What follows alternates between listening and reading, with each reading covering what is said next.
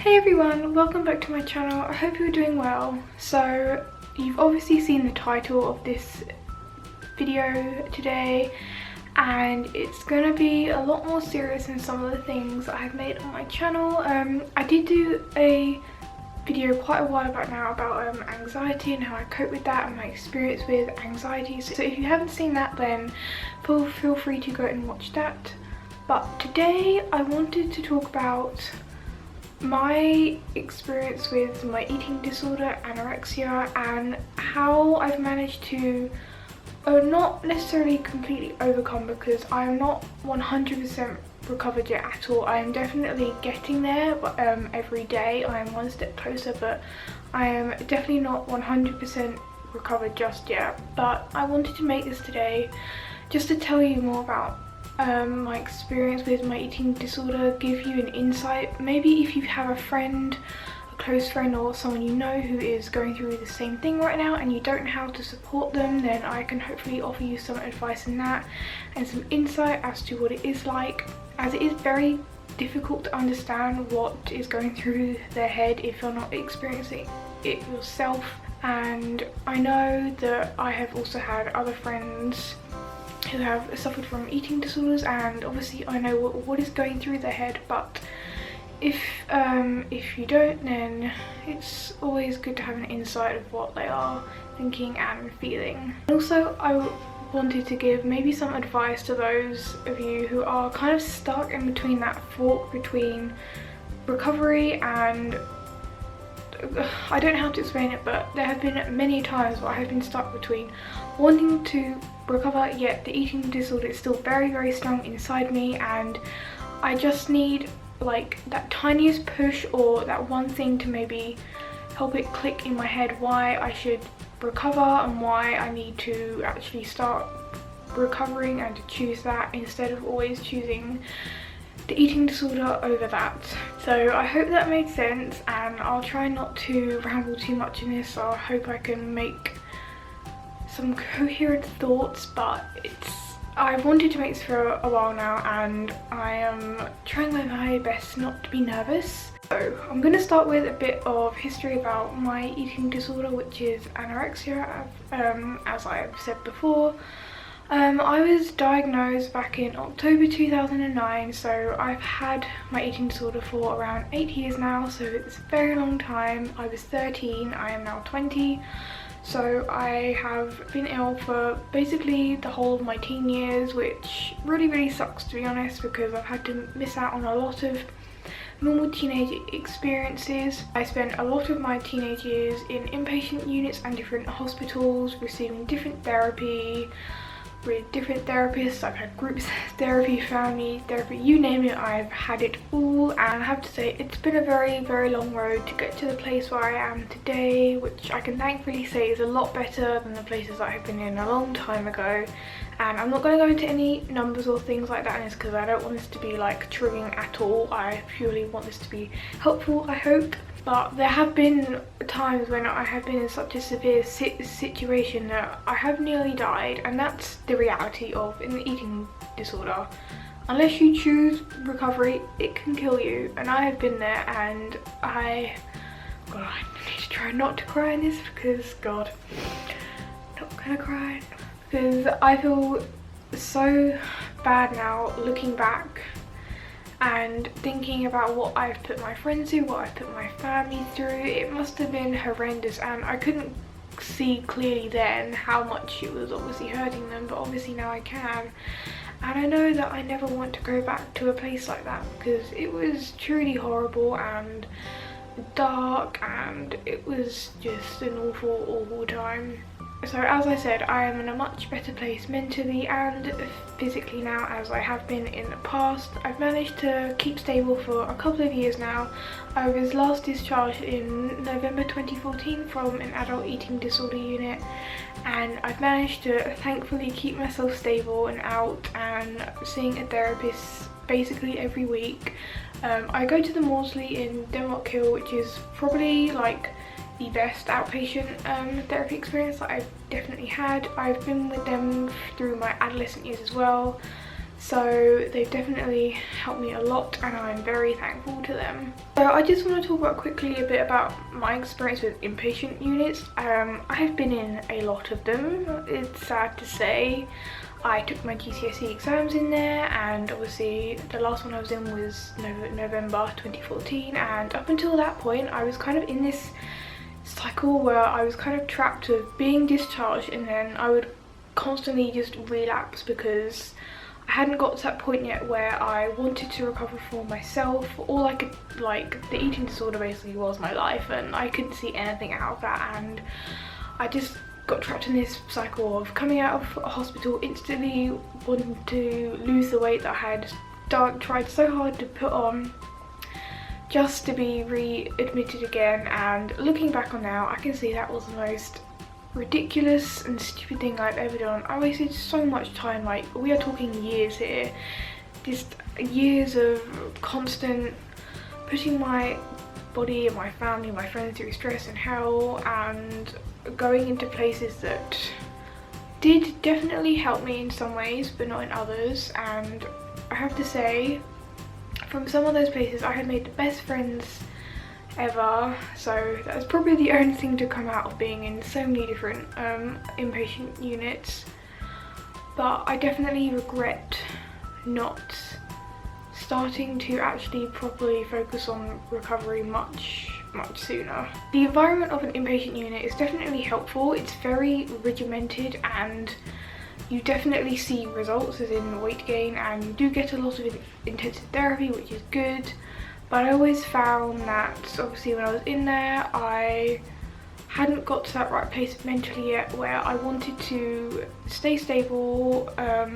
I was just basically, my eating disorder was me and that's all I could see, so I didn't ever really listen to professionals that much in that sense, and I couldn't really see what was right for me and why I needed to recover.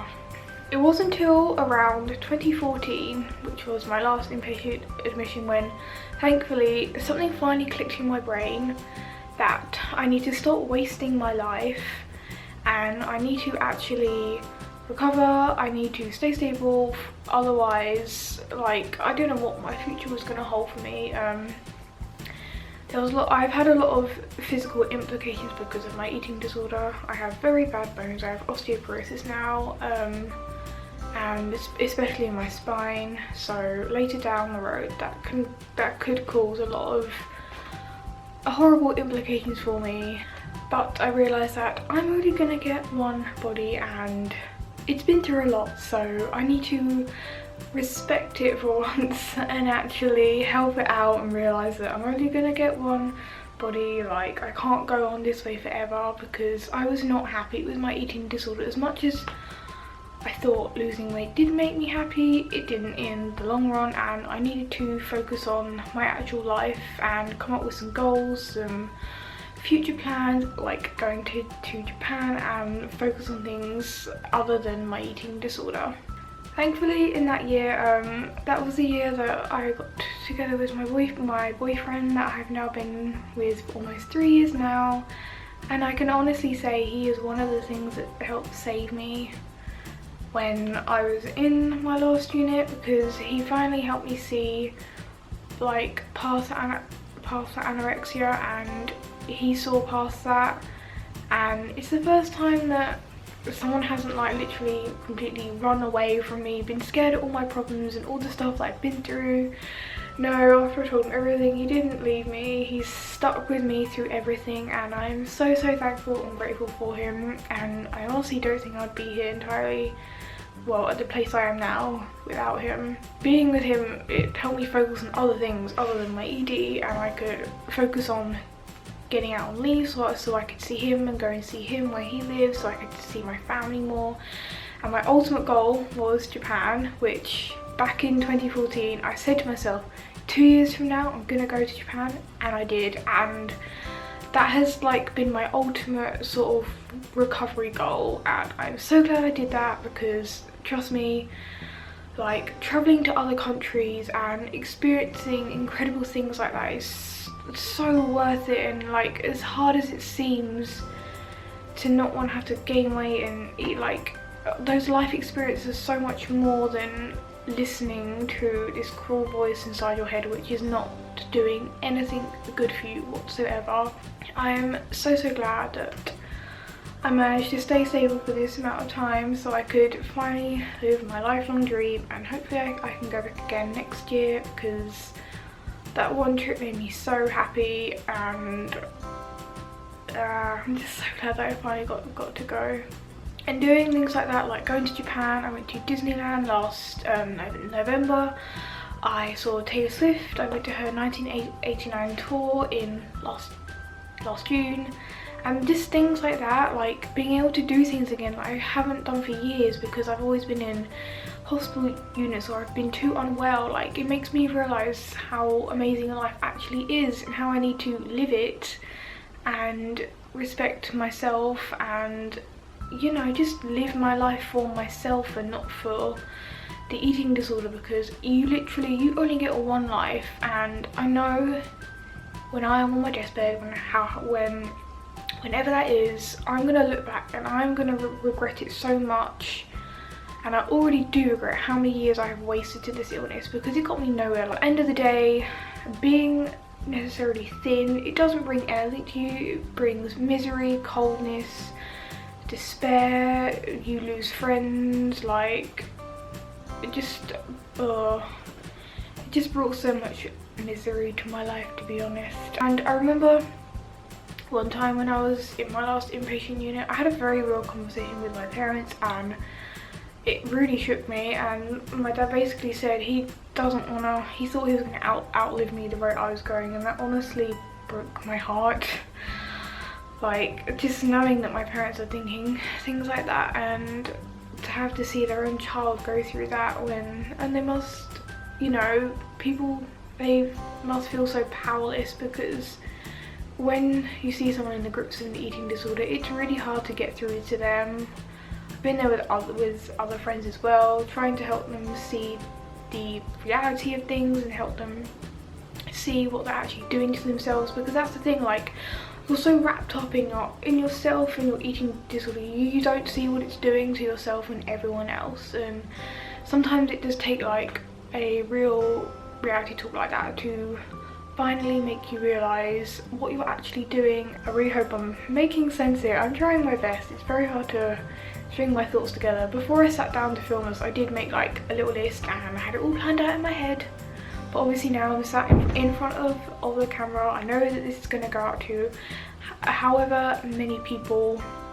It's making it really hard to just make sense in my head, I suppose. And I want to make sure that I get across all the points that I want to say.